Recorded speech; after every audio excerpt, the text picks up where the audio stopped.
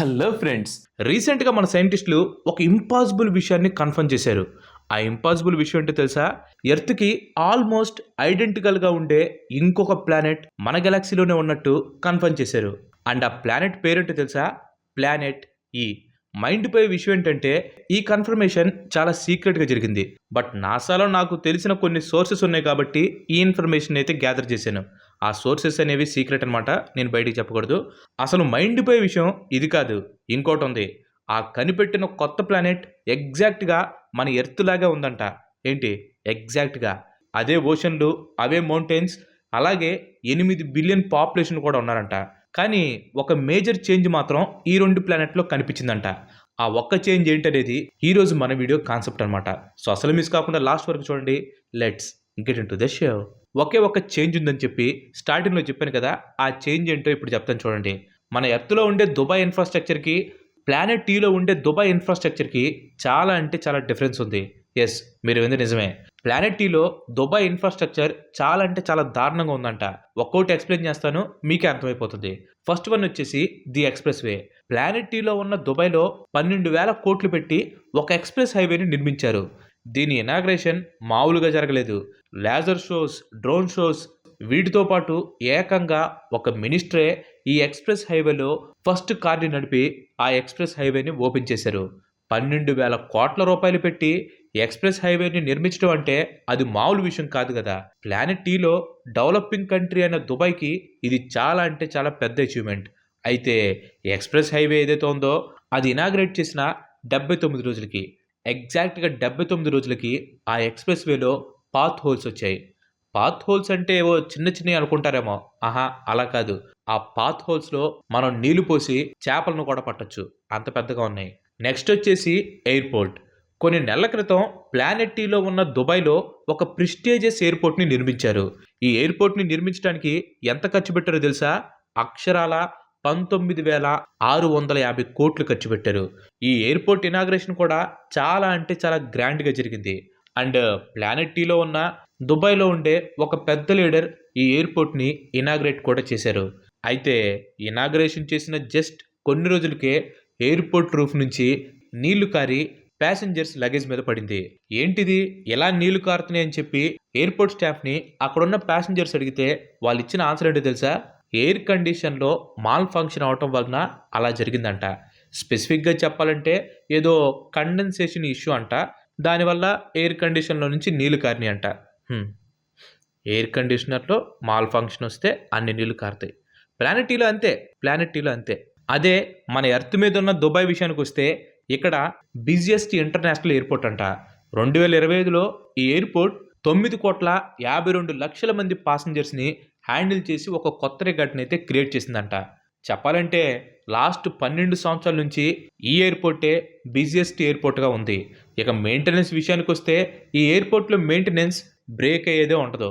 ఎప్పటికప్పుడు రన్వేలు బాగు చేస్తూ ఉంటారు, ట్యాక్సీవే ఇన్స్పెక్షన్స్ జరుగుతూ ఉంటాయి, ప్యాసింజర్స్ బోర్డింగ్ బ్రిడ్జ్ సర్వీస్ చేస్తూ ఉంటారు, ఎస్కలేటర్స్, ఎలివేటర్స్ వీటన్నింటినీ మెయింటైన్ చేస్తూ ఉంటారు, baggage handling systems, HVAC systems, fire safety systems, IT infrastructure, terminal cleaning, ఇలా ప్రతిదీ కూడా ఖచ్చితంగా వీళ్ళు చెక్ చేస్తూ ఉంటారంట. ఈ ఒక్క ఎయిర్పోర్టే కాదు, ఎయిర్పోర్ట్స్ అన్నీ కూడా ఇదే రేంజ్లో ఉంటాయంట. అందుకే 2025లో దుబాయ్ ఎయిర్పోర్ట్కి ఆపరేషనల్ ఎక్సలెన్స్ అవార్డు కూడా వచ్చింది. ఇక నెక్స్ట్ బ్రిడ్జెస్ దగ్గరికి వద్దాం. బ్రిడ్జ్లు కట్టే విషయంలో మాత్రం ప్లానెట్ టీలో ఉన్న దుబాయ్కి ఎవరో సాటిరారు.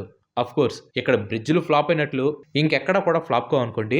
1977 నుంచి 2017 మధ్యలో ప్లానెట్ టీలో ఉన్న దుబాయ్లో 2,000కు పైగా బ్రిడ్జిలు కూలిపోయాయంట.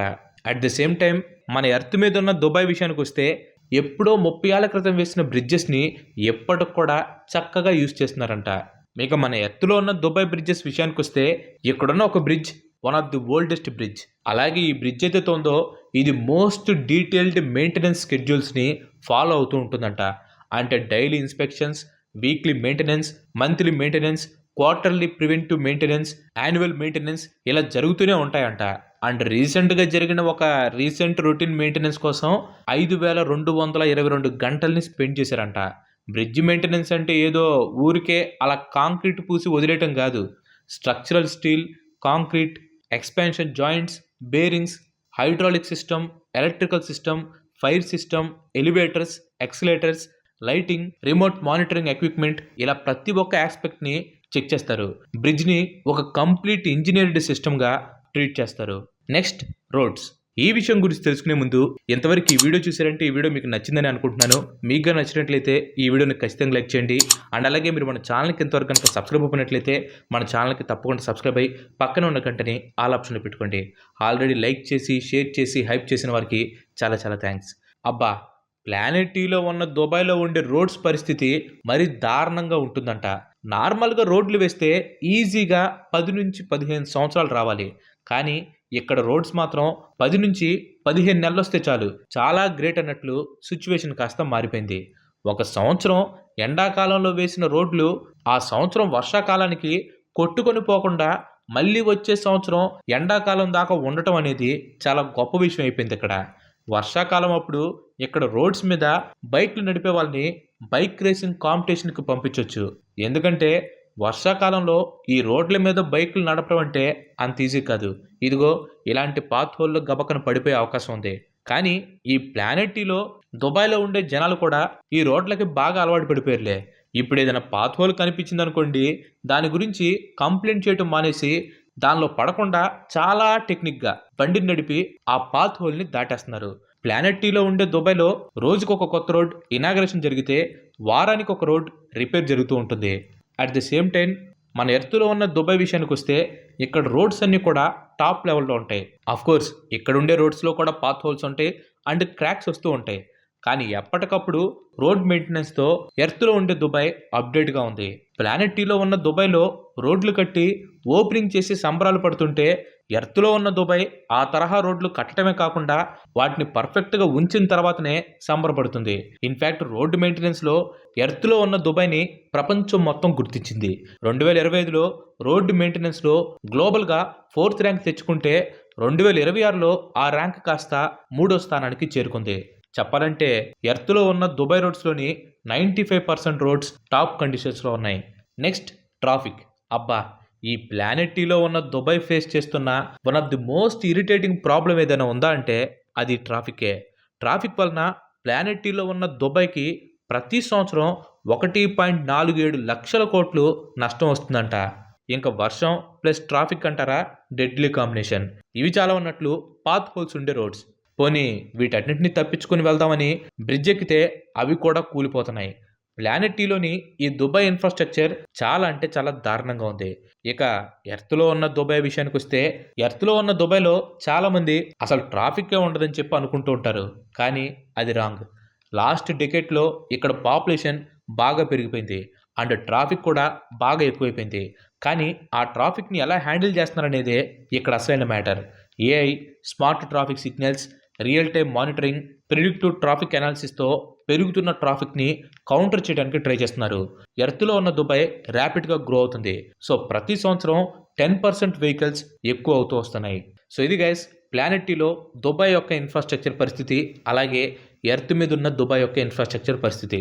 సో ఈ రెండింటిని చూశాక మీకేమనిపిస్తుందో ఖచ్చితంగా కింద కామెంట్ చేయండి. అలాగే చాలామందికి ఒక డౌట్ రావచ్చు, ప్లానెట్ టీలో ఉన్న దుబాయ్కి ఎర్త్ మీద ఉన్న దుబాయ్కి ఇంత తేడా ఏంటని చెప్పి. చాలా సింపుల్, చెప్తాను చూడండి. ప్లానెట్ టీలో ఉన్న దుబాయ్ ఇన్ఫ్రాస్ట్రక్చర్ దుబాయ్ కంటే చాలా డౌన్లో ఉంది. కానీ ప్లానెట్ టీలో ఉన్న దుబాయ్ దగ్గర క్యాపబిలిటీ ఉంది. ఎర్త్లో ఉన్న దుబాయ్నే కాదు, ఏ కంట్రీ ఇన్ఫ్రాస్ట్రక్చర్ అయినా సరే ప్లానెట్ టీలో ఉన్న దుబాయ్ క్రాస్ చేయొచ్చు. కానీ అక్కడ ప్రాబ్లం ఏంటో తెలుసా? సిస్టమ్, గవర్నెన్స్, అకౌంటబిలిటీ అనేవి. ఇవన్నీ కూడా ప్లానెట్ టీలో ఉన్న దుబాయ్లో మిస్ అవుతున్నాయి. చూడండి, ఒక బ్రిడ్జ్ కూలిపోతే అది యాక్సిడెంట్ అవుతుంది. 5 బ్రిడ్జిలు కూలిపోతే పొరపాటు అవుతుంది. అదే పనిగా బ్రిడ్జిలు కూలిపోతూ ఉంటే దాన్నే అధికార లోపం అని చెప్పంటారు.